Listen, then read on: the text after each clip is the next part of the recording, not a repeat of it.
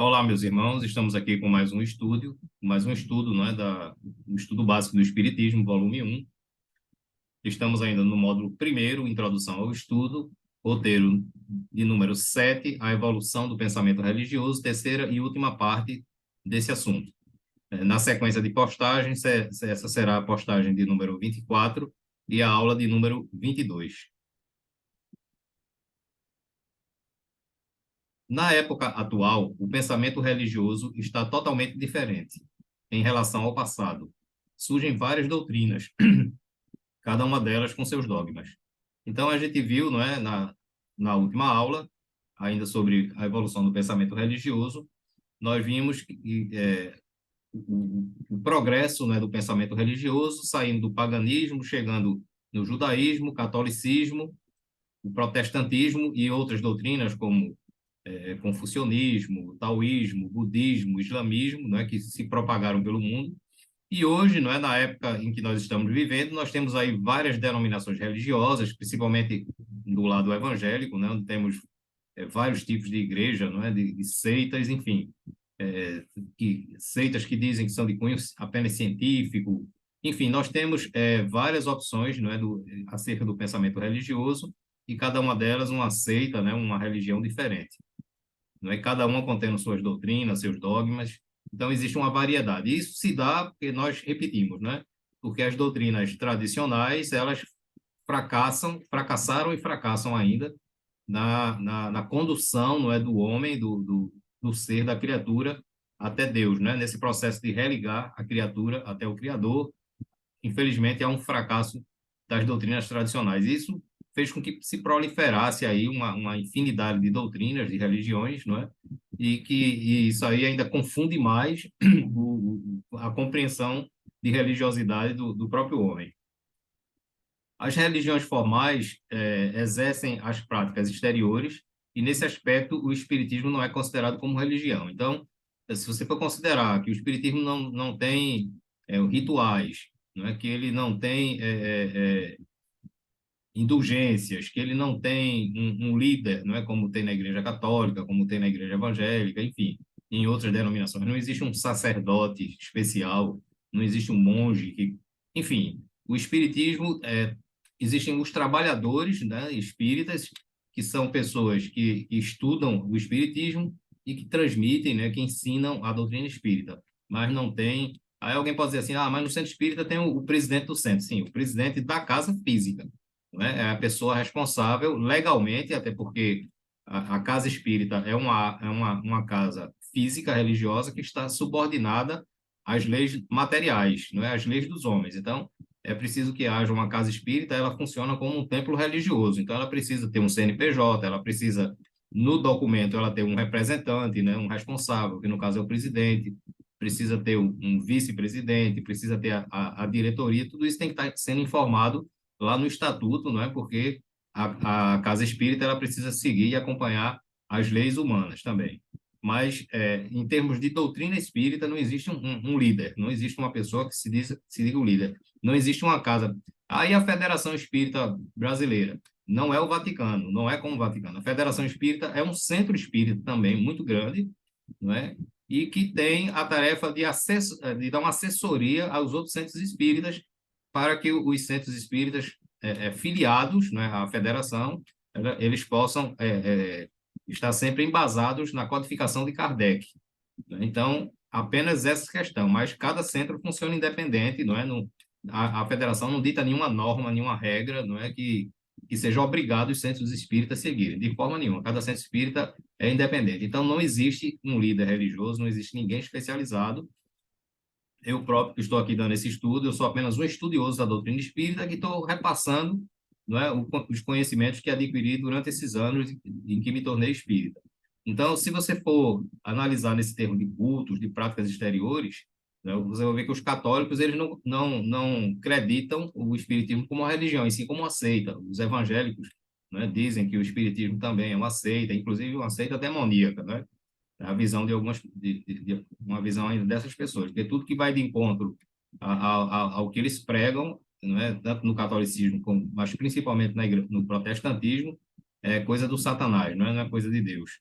Então, nesse aspecto, ele não é considerado como religião.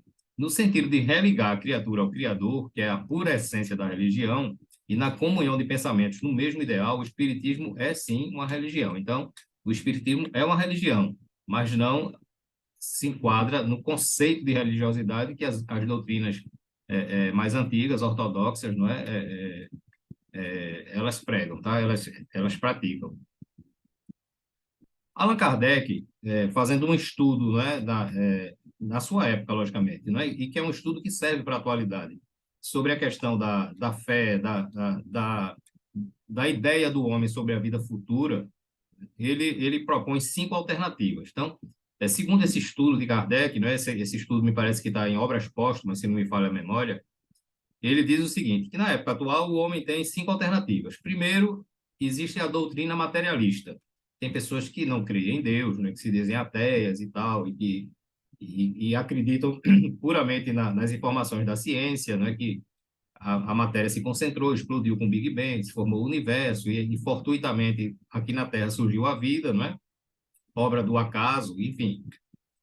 E essas pessoas se encaixam dentro dessa doutrina materialista. A doutrina materialista, ela diz assim: a inteligência do homem é propriedade da matéria, nasce e morre com o organismo.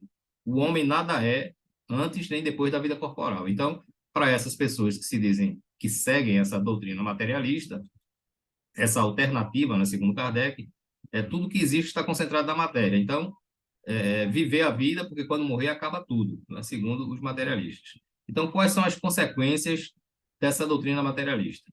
Gozos morais únicos e desejáveis, afeições morais sem futuro, laços morais quebrados com a morte, sem remissão para as misérias, sem compensações para o bem, o suicídio se torna lógico, sem constrangimentos para os maus pendores, cada um por si, deveres sociais sem fundamento, bem e o mal são meras convicções, e por freio social apenas a força material da lei civil. Então veja quais são as pessoas que são realmente materialistas, não é? Que são na verdade materialistas.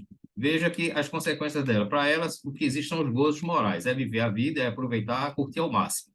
As afeições sem futuro, os laços morais são quebrados com a morte, ou seja, depois que morre, não existe conceito de moralidade, nem consciência de culpa, nem nada, porque tudo se acaba, sem remissão para as misérias, sem compensações para o bem. Então, fazer o bem ou o mal vai ser uma questão opcional de cada um, tá?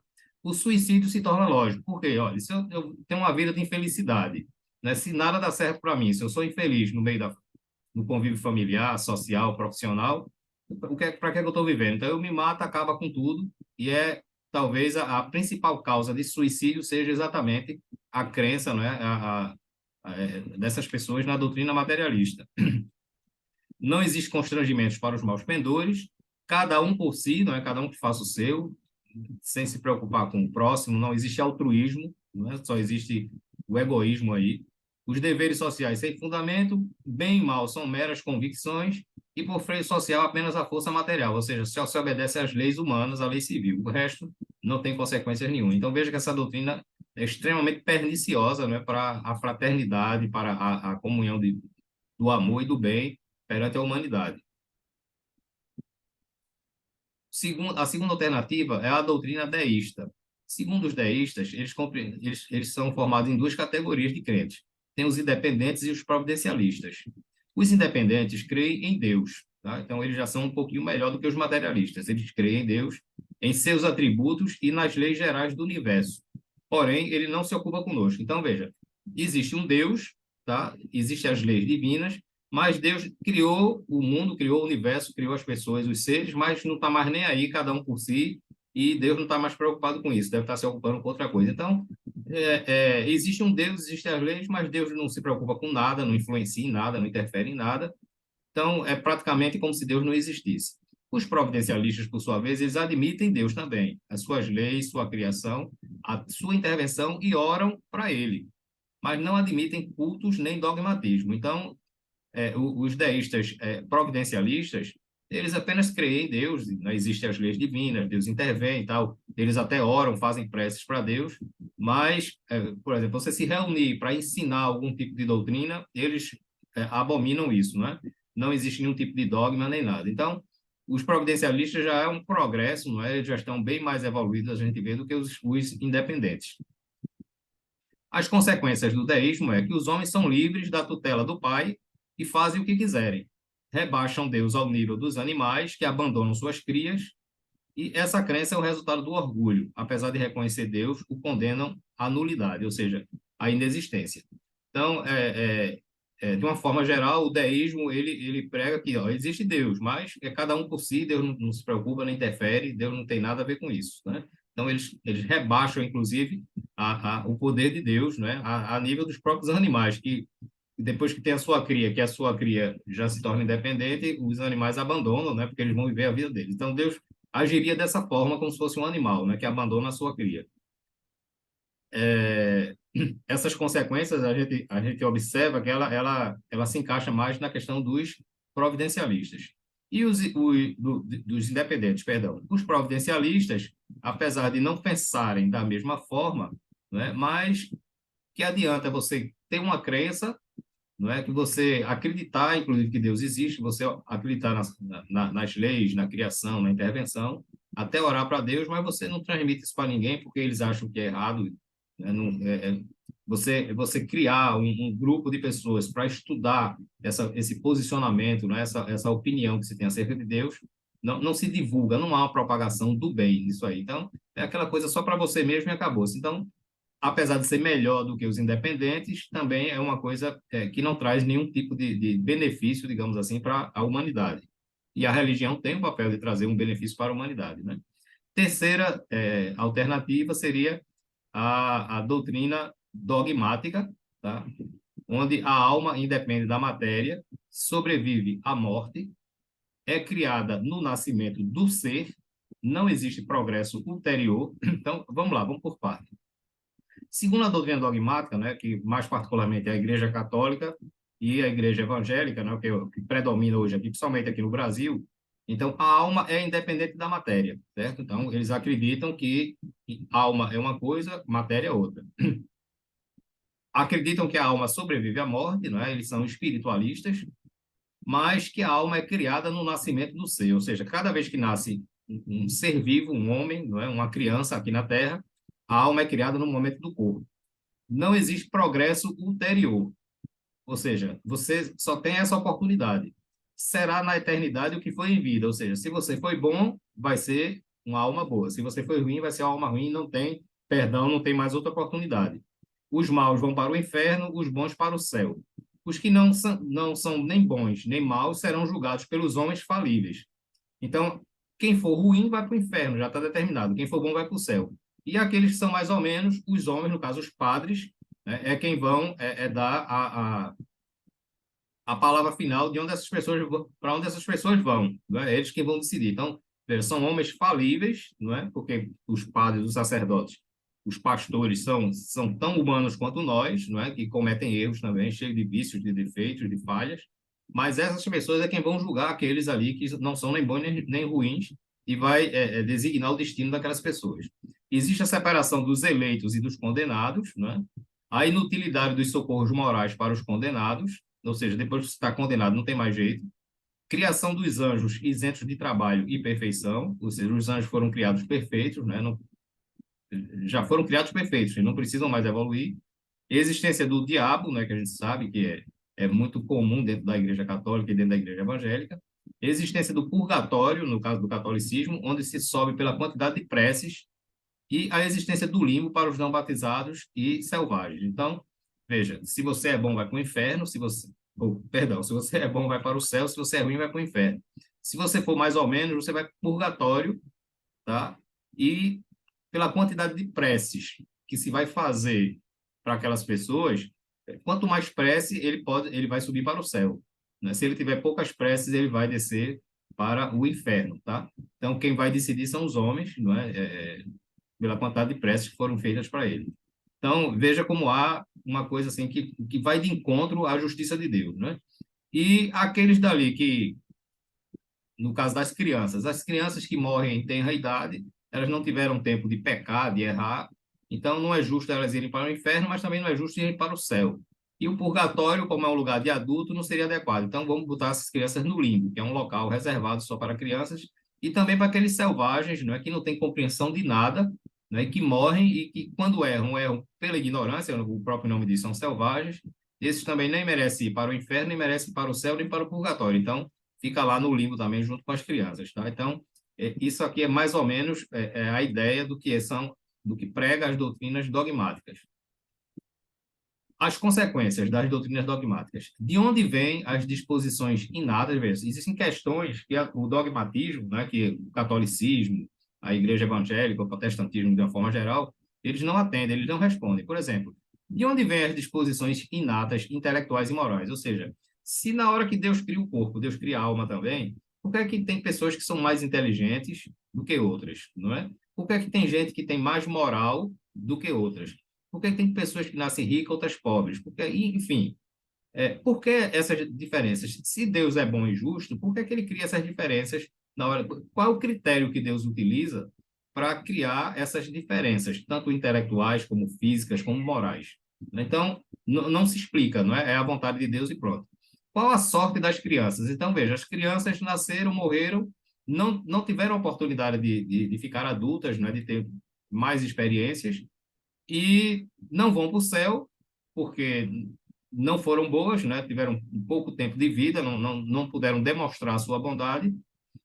Também não vão para o inferno porque tiveram pouco tempo de vida e não puderam demonstrar a sua possível maldade e vão ser condenados ali para o limbo e vão ficar ali eternamente ali, ou seja, não há justiça nenhuma, não é? Porque são recompensadas sem fazer o bem ou privadas da perfeição se não fizeram o mal, não é aquilo que acabamos de falar. Então, como é que fica a sorte dessas crianças? Qual a sorte dos cretinos ou idiotas que não têm consciência de seus atos? Então, veja, se Deus cria a alma no momento do corpo, por que é que Deus cria essas pessoas cretinas, não é, que são as pessoas deficientes intelectualmente ou idiotas, não é, que têm deficiências mentais, inclusive? E qual seria a sorte dessas pessoas? Porque elas já foram criadas dessa forma. Então, o que vai ser dessas pessoas? Como ficam os selvagens sem poderem progredir? Aqueles que não tiveram oportunidade, aqueles índios, aquelas tribos primitivas, selvagens, também estão condenados, porque não tiveram oportunidade. Por que Deus cria almas distintas? Porque os anjos são criados já perfeitos e os outros não. Ou seja, por que é que Deus criou o homem, os anjos perfeitos, os homens imperfeitos, não é? Mas quem é a imagem e semelhança do homem, de Deus, é o homem, não é o anjo. Veja que coisa completamente equivocada, não é? As teorias, como nós já dissemos, já fomos católicos, né? Nós lemos a Bíblia, até para a gente entender, dentro do conhecimento espírita que a gente tem hoje, a gente lê a Bíblia para fazer a analogia, para fazer as comparações e ver e explicar aquilo dali à luz do Espiritismo, né? Então, veja, se os anjos são criados perfeitos e os homens não são, é uma das infinitas questões que a gente lança, né, filosóficas que a gente lança, e não encontra resposta na doutrina dogmática, né, no catolicismo, nem na igreja evangélica. Por que é que há essa diferença? Se eles são perfeitos, não era para eles serem a imagem de Deus? Não, mas não são. Quem é a imagem de Deus são os homens, né? E os animais, os seres inferiores. Deus criou ali só para servir ao homem, é uma coisa injusta, né? Aqueles ali vão ser sempre animais, sempre inferiores, fadados pela eternidade a servirem os homens. Também a gente não vê justiça nisso, né? Então, como ficam os seres inferiores? Qual o critério que Deus utiliza para determinar a sorte de cada criatura? Então, Deus não é parcial. Aliás, perdão, Deus não é imparcial. Deus é parcial, porque na hora que ele cria um diferente do outro, ele tá. Imagine você na sua casa, você tem 5 filhos e você dá privilégios a uns e a outros não. Você não é um pai justo, você não é um bom pai, né? E eu sempre recordo daquele ensinamento de Jesus, quando perguntaram a ele, não é? E Jesus respondeu: qual de vós que teu filho pede um pão ou um peixe e dás a ele uma pedra ou uma serpente?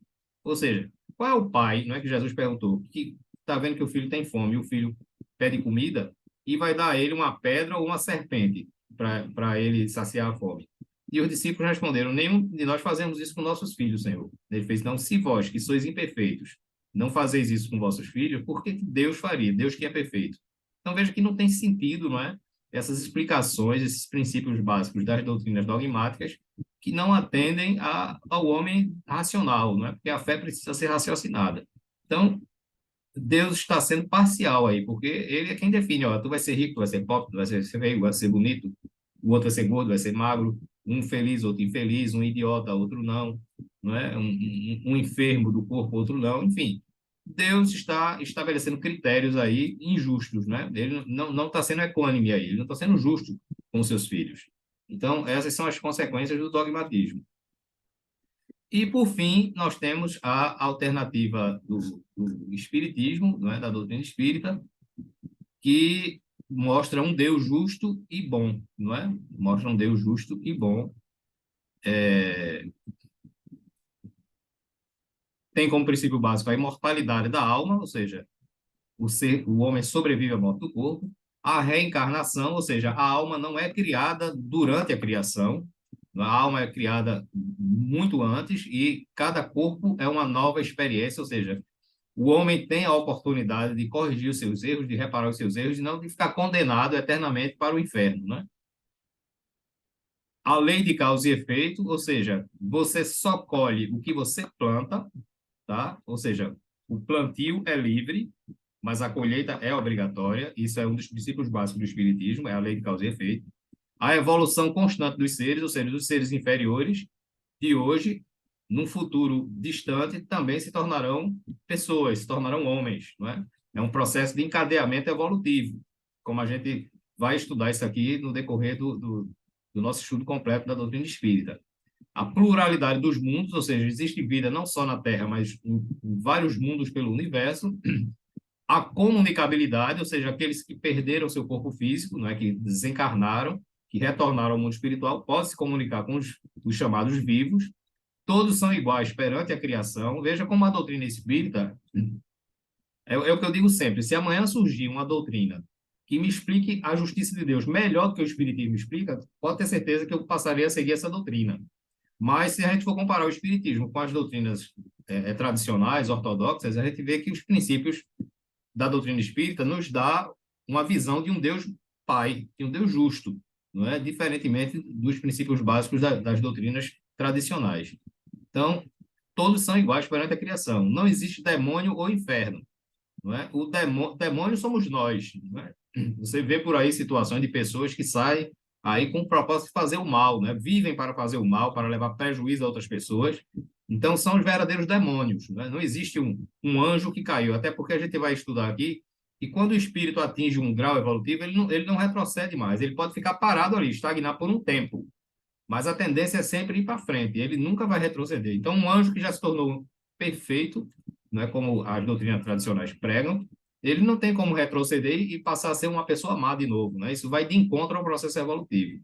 Então, não existe demônio ou inferno. O que existe são pessoas que estão transitando na maldade, que podem ser caracterizadas de demônios, e inferno não um local específico, mas existem situações, não localizações que abrigam espíritos inferiores, espíritos destinados ao mal, e que essas regiões, se forem vistas separadamente, elas podem ser chamadas de inferno, mas não existe um local único, não é, onde existe um líder com um chifre, com um corpo de bode, rabo de bode, pata de bode, né, e um tridente para cutucar as pessoas. Isso aí é lenda, é realmente lenda, né, pela falta de conhecimento.